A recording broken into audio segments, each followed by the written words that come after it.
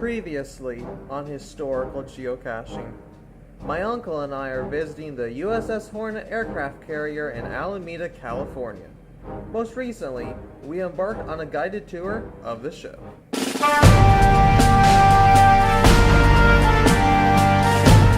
So come on this way, we've got a new place to go now.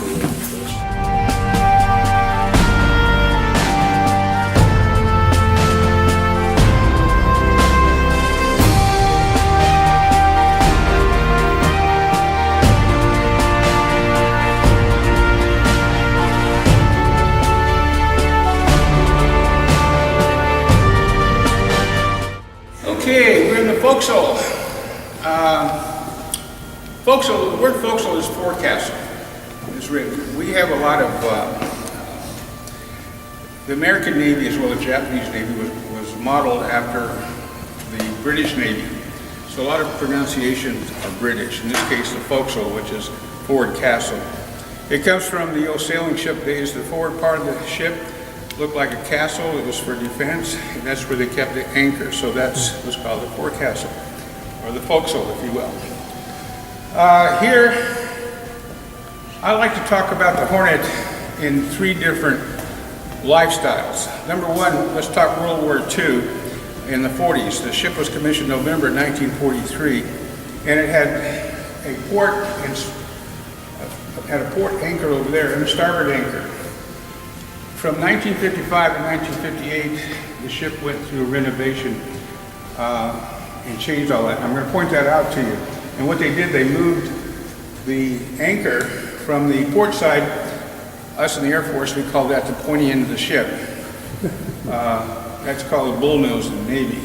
So why did they do that? Well, the reason was that last modification, they put a sonar station below the bow there, which put a big bulbous, you've seen ships in the bow, they have this big bulbous nose. And in that was the sonar.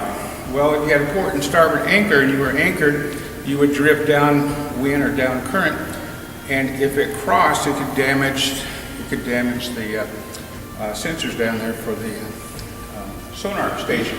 So by putting it on the bull nose, it can twist and turn and not hurt that. That's why they did that. It took me 3 years to find that out, by the way.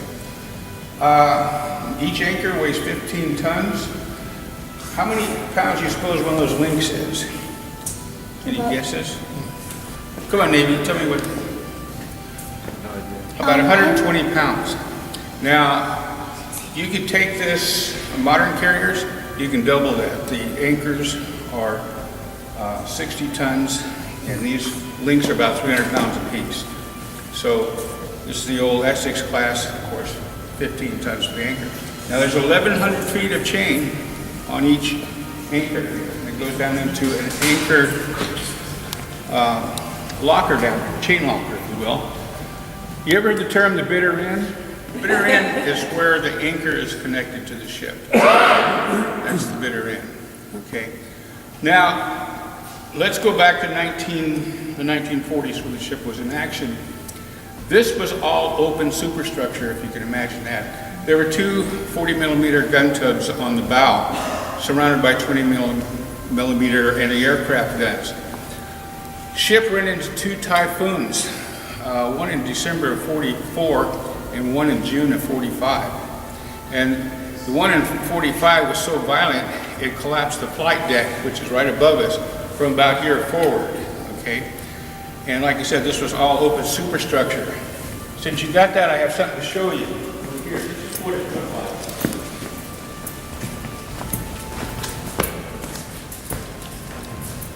Here's some pictures of the collapsed deck. This was taken at Mare Island, and this is how the ship came back. Now, there were two ships.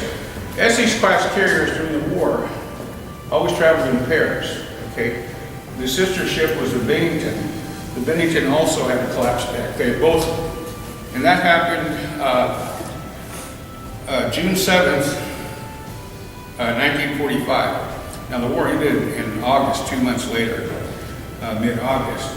So these guys headed back. They were actually here in the Bay Area. One went at Mare Island, one at Hunter's Point here, getting ready to go out for the invasion of Japan when the war ended. So this is what they look like. And like I say, this was all open. This is what we call a hurricane bow today. And it's pretty much the standard. So this was the big carrier. This was a big stick fleet carrier.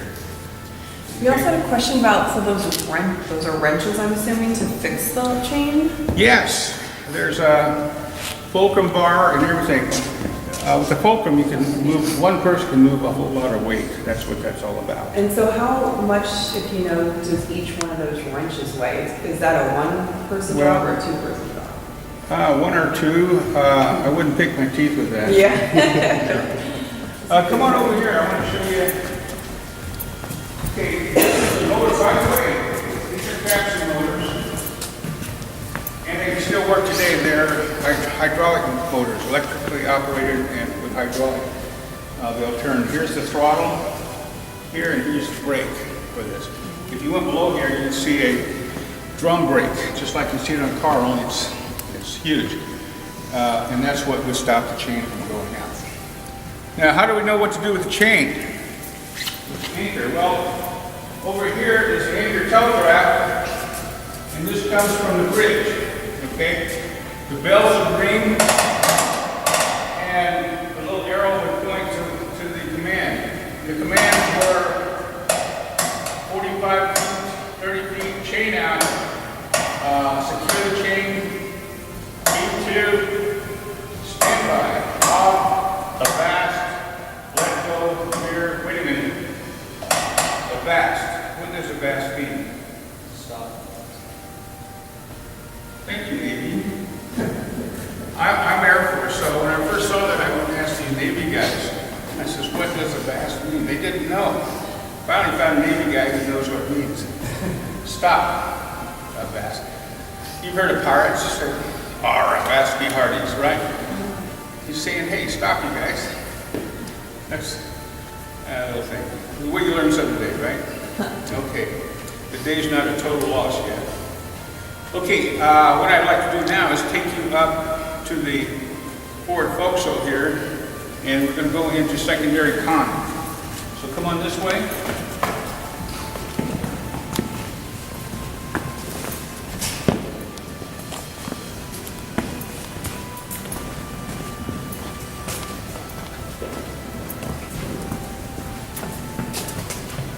What is this thing?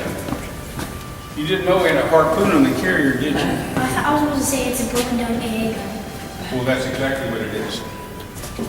It's This an is- AA gun. Yes, it's a 5-inch gun mount.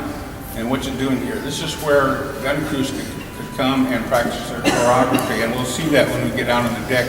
We'll be looking at a 5-inch gun. And it takes 11 guys to man it. So all these guys have to get their choreography, if you will, down so they can do it in a timely, very timely manner.